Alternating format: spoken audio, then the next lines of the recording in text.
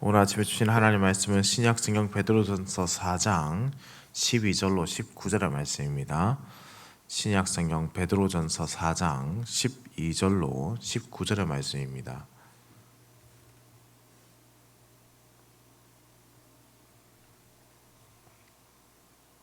함께 한 목소리로 합독해서 읽겠습니다. 사랑하는 자들아, 너희를 연단하려고 오는 불시험을 이상한 일 당하는 것 같이 이상히 여기지 말고 오히려 너희가 그리스도의 고난에 참여하는 것으로 즐거워하라. 이는 그의 영광을 나타내실 때에 너희로 즐거워하고 기뻐하게 하려 함이라. 너희가 그리스도의 이름으로 치욕을 당하면 복 있는 자로다. 영광의 영 곧 하나님의 영이 너희 위에 계심이라. 너희 중에 누구든지 살인이나 도둑질이나 악행이나 남의 일을 간섭하는 자로 고난을 받지 말려니와 만일 그리스도인으로 고난을 받으면 부끄러워하지 말고 도리어 그 이름으로 하나님께 영광을 돌리라. 하나님의 집에서 심판을 시작할 때가 되었나니 만일 우리에게 먼저 하면 하나님의 복음을 순종하지 아니하는 자들의 그 마지막은 어떠하며 또 의인이 겨우 구원을 받으면 경건하지 아니한 자와 죄인은 어디에 서리요. 그러므로 하나님의 뜻대로 고난을 받는 자들은 또한 선을 행하는 가운데에 그 영혼을 미쁘신 창조주께 의탁할지어다. 아멘. 성경에서 말씀하는 고난이라는 이 주제를 온전히 이해하는 것은 사실 참으로 어렵습니다. 때로는 고난이 어떠한 행위의 결과로 찾아오게 되는 경우도 있고 또 바른 행위를 위한 과정으로 주어지게 되는 경우도 있습니다. 그리고 때로는 사단에 의해서 우리를 넘어뜨리게 하려는 목적으로 주어지기도 합니다. 여러 가지 상황과 전우문맥에 대한 이해 없이 모든 고난을 하나의 목적으로 이해하거나 정의해서는 곤란하겠습니다. 사단이 주는 고난도 있고 또 하나님께서 우리에게 주시는 연단의 과정으로 오는 고난도 있기 때문입니다. 그러나 이 고난이란 결국 우리 하나님의 섭리 안에서 이루어지고 있다는 점도 믿어야 합니다. 모든 고난은 하나님께서 하나님의 백성들을 아름답게 가꾸어가는 과정으로 하나님은 사용하십니다. 고난이 끝이 아니라 고난의 끝에 반드시 기쁨이 존재하게 되는 이유가 바로 이 때문입니다. 오늘 본문 베드로전서 4장 12절에서 19절의 말씀은 고난의 주제로 다루고 있습니다. 여기서 고난은 너희를 연단하려고 오는 불시험이라고 규정을 합니다. 베드로전서에서 규정하는 고난은 질병이나 또 가난으로부터 오는 고난은 아닙니다. 바로 그리스도인이 겪게 되는 핍박에 대한 말씀입니다. 사실 베드로전서는 이러한 핍박 속에서 소아시아에 있는 그리스도인들의 신앙을 격려하기 위해서 기록되었습니다. 그래서 4장 14절에 보시면은 그리스도의 이름으로 치욕을 당하면이라고 규정을 하고 있습니다. 단지 그리스도의 이름만으로 박해를 그 당시에 받았다라는 것을 알 수 있죠. 그리고 이러한 박해는 어제 본문에서 살펴보았듯이 이방인들의 방탕함을 따르지 않는 것으로도 또한 일어납니다. 악을 용인하지 않고 악한 일에 관심을 두지 않을 때 일어나는 박해. 사도 베드로는 이러한 상황에서 혹이나 그리스도인이 낙심하게 되는 것은 아닐까, 혹이나 넘어져서 일어나지 못하는 것은 아닐까, 이 고난과 박해를 받는 자들에게 그래서 격려의 메시지를 전하고 있는 것입니다. 여기서 사도 베드로는 불의 시험이라고 이제 규정을 해서 말씀을 전하는데, 불의 시험이라고 듣게 되면은 우선은 견디기 어려운 시험이라고 해석이 되게 쉽게 해석할 수 있지만은 여기서는 금과 은을 단련하는 도구로서 불이라는 단어를 사용했다고 보는 것이 더 좋겠습니다. 정죄하는 의미로서의 불의 이미지는 고난을 통해서 오히려 정화시키고 또 정결하게 강화한다라는 의미로 우리에게 다가오게 되는 것이죠. 고난을 겪고 있는 자들에게 긍정적인 결과, 하나님의 영광의 면류관을 받게 되는 그 결과를 말하므로 하나님의 선한 목적을 먼저 보게 하는 것, 하나님께서 선하게 우리를 인도하신다라는 그 목적을 바라보게 하는 것을 통해서 이 성도들에게 하나님만을 바라보게 할 것을 독려하게 되는 것이죠. 그래서 사도 베드로는 13절에 그리스도의 고난에 참여하는 것으로 즐거워하라라고 말씀합니다.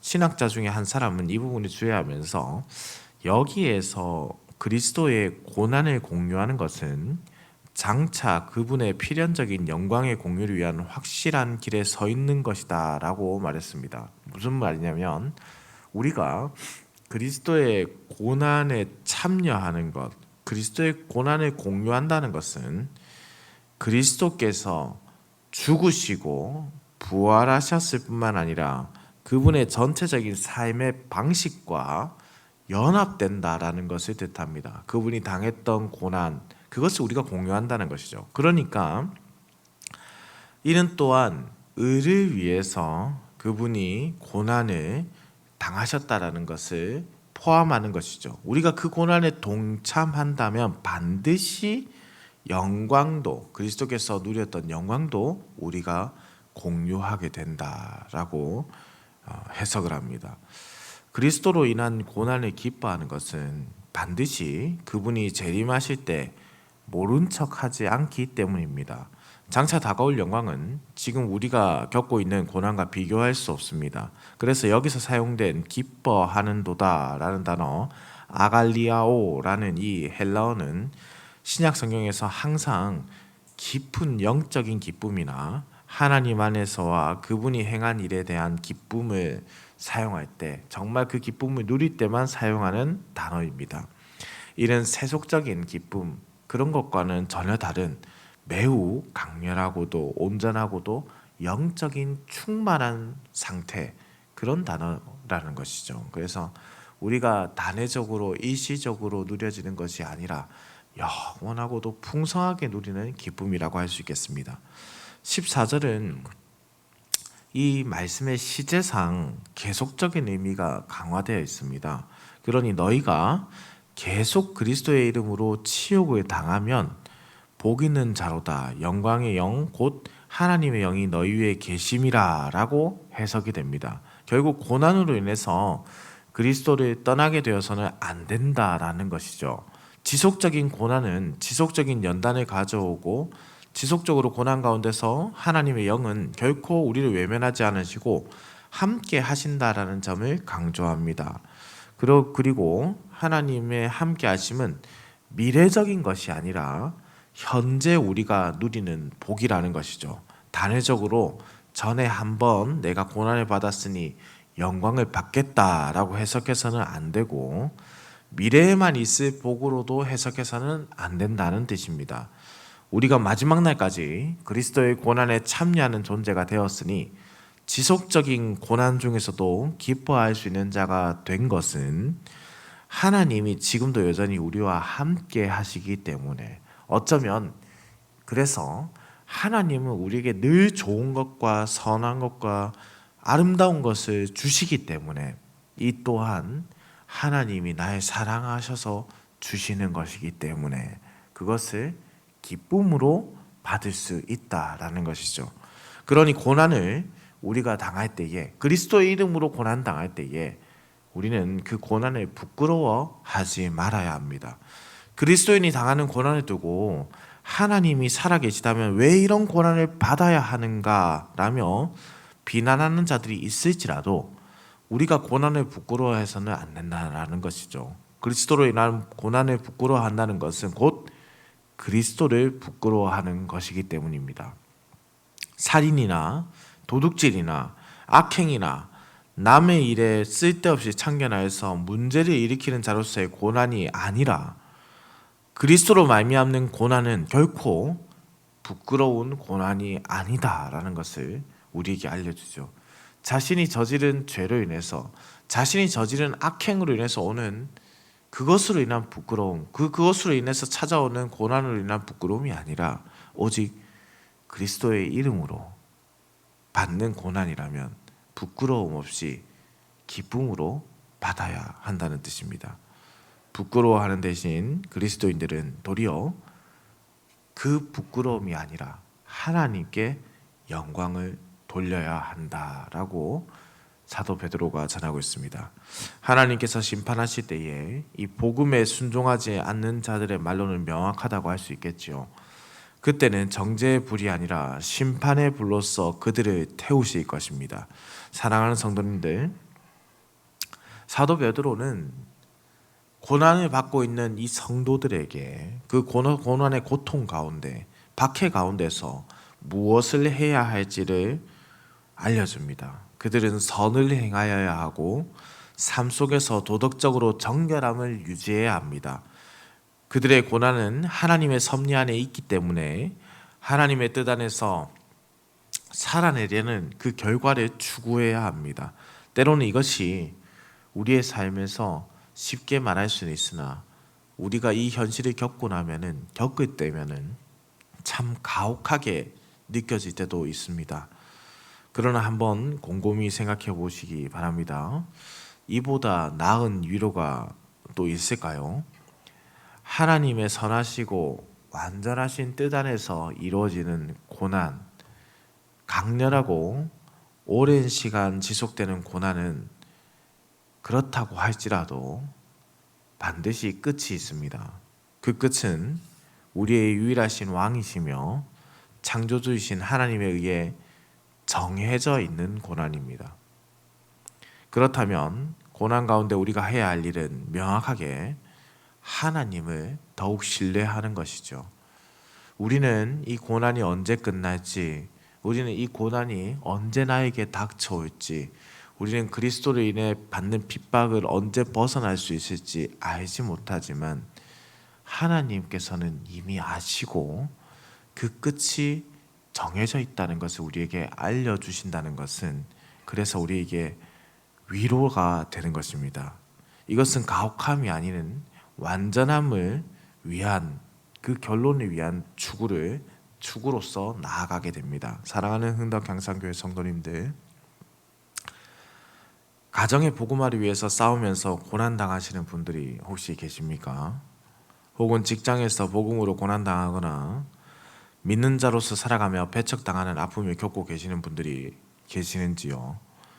많은 핍박과 아픔을 저는 성도님들이 겪고 계시겠지만 잘 알지는 못합니다. 그러나 하나님은 알고 계신다는 것을 기억하시기 바랍니다. 하나님은 그때에도 오늘도 오늘 말씀처럼 우리에게 알려주십니다. 우리 위에 우리와 함께 계신다는 것, 그것을 아시고 또 우리의 고난의 끝을 이미 정해 두셨습니다. 그러니 주님을 더욱 신뢰하시기 바랍니다. 주님을 더욱 바라보시기 바랍니다. 사랑하는 성도님들, 저는 어렸을 때 어머니께서 신앙생활 하셨지만 아버지께서는 신앙생활을 하지 않으셨습니다. 아버지는 항상 술을 드시고 집에 와서 저희 가정에서 어머니와 우리 누나와 저를 많이 때리셨습니다. 그럴 때마다 유치부 때 저는 항상 기도했습니다. 하나님, 이 무서운 시간이 끝이 나게 해주십시오. 그런데 기도했는데 이상하게 그 끝이 찾아오지 않는 겁니다. 유치원 때 그래서 많이 슬펐습니다. 하나님은 해결해 주시지 않는 건가? 초등학교 때 그래서 현실적으로 다가오게 됐습니다. 하나님은 어쩌면 계시지 않는 분은 아닌가? 중학교 때 확신을 하며 교회를 떠났습니다. 2년 넘는 시간 동안 교회를 떠나 있으면서 단 한 번 후회가 없었습니다. 주님은 살아계시지 않는다. 내 삶은 변화가 없고 예수 그리스도의 이름으로 받는 고난은 그 끝에 고난받고 계신 어머니의 삶도 달라지지 않았기 때문입니다. 2년 뒤에 어머니의 눈물로 기도하는 모습을 보며 교회로 다시 돌아와 신앙생활을 다시 시작했을 때 여전히 변하지 않는 상황에서, 그리스도의 이름으로 고난받는 상황에서 하나님은 존재하지 않는다 생각하다가 극적인 회심으로 주님을 다시 만나게 되고 신앙생활을 하다가 백일휴가를 군에서 나올 때였습니다. 그날 백일휴가를 나오는 날 부모님께서 교통사고를 당하셨고, 아버지는 그날 이후로 극적인 회심을 하고 예수를 믿는 사람이 되셨습니다. 그리고 어느샌가 차에서는 찬양이 흘러나오고 가정에서는 새벽마다 아버지께서 말씀을 읽는 자로 변하셨습니다. 사랑하는 성도님들, 저는 유치원 때나 초등학교 때나 중학교 때나 변함없이 이 상황이 지속됨에 있어서 이 끝이 없을 거라 생각하며 살았습니다. 그리스도인으로 고난받는 것에 끝이 없다는 것은 너무나 고통스럽게 다가왔고 그 시간이 너무나 아프게 느껴졌습니다. 그러나 하나님을 더욱 신뢰하십시오. 하나님은 우리를 시험하시고 때로는 고난을 주시지만은 그것을 통해서 강하게 하시고 반드시 그 고난의 끝을 정해 두셨습니다. 하나님의 섭리 안에서 이 모든 것이 진행되고 있고 하나님의 섭리를 벗어난 고난은 우리에게 찾아오지 않습니다. 그러니 누리십시오. 아파하는 시간도 감사로 받을 수 있는 것은 하나님이 우리와 함께 하시기 때문입니다. 그러니 신뢰하십시오. 믿지 못할 상황이 주어지더라도 하나님은 전지전능하시기 때문에, 내가 해결하지 못할 그 일을 하나님이 하시기 때문에 더욱 하나님의 이름을 붙잡으십시오. 반드시 복음으로 인한 핍박의 끝에는 의의 열매와 구원의 열매를 우리의 눈으로 보게 될 것입니다. 오늘 하루 우리에게 그러한 은혜가 충만하기를 우리 주님의 이름으로 축원합니다. 기도드립니다. 사랑과 은혜가 풍성하시며 놀라우신 은혜를 베푸시는 살아계신 우리 하나님 아버지, 우리로 아침을 깨워 생명의 하루를 허락해 주시니 감사와 찬양을 올려드립니다. 죄로 인해 죽었던 우리에게 새 생명을 주시고 주님의 사랑 안에 거하게 하심에 감사드립니다. 받은 은혜를 기억하며 늘 하나님의 영광 안에 살아가도록 죄를 멀리하는 오늘의 하루가 되게 하여 주시옵소서. 하나님 아버지, 혹 지금 복음으로 인하여 고난당하는 자가 있다면 그들의 아픔과 어려움을 하나님께서 다 지켜보시는 줄 믿사오니 연약한 우리의 심정이 혹이나 하나님을 원망할까, 입술로 범죄할까 두렵사오니 이 모든 사항을 주님께서 아신다고 믿사오니 이 상황이 빨리 끝이 나게 하시고 하나님의 정해진 때에 하나님의 연단의 시험을 온전히 이겨내도록 성령께서 힘주시고 능력을 더하여 주시옵소서. 하나님이 우리 가운데 함께 하시고 우리 위에 계신다고 믿습니다. 그럼에도 불구하고 우리가 그것을 잘 기억하지 못할 때 성령께서 다시금 우리에게 알려주시고 깨닫게 하시고 더욱 하나님의 말씀을 의지하며 굳건하게 서갈 수 있도록 인도하여 주시옵소서. 오늘도 운전하는 모든 성도들의 운전대를 붙잡으시고 들어가거나 나가거나 복을 얻는 하루가 되게 하여 주옵소서. 오늘은 수요 기도회가 있습니다. 주님, 세우신 말씀의 사자를 기억하시고 주께서 말씀을 전할 때 능력을 더하시며 오늘 우리 성도들이 함께 모여 여름 사역과 여러 기도 제목들을 나눌 때에 기도의 불이 타오르고 성령의 능력을 체험하는 오늘 기도의 시간이 되게 하여 주시옵소서. 감사해 드립니다. 살아계신 우리 주 예수 그리스도의 이름으로 기도드립니다. 아멘.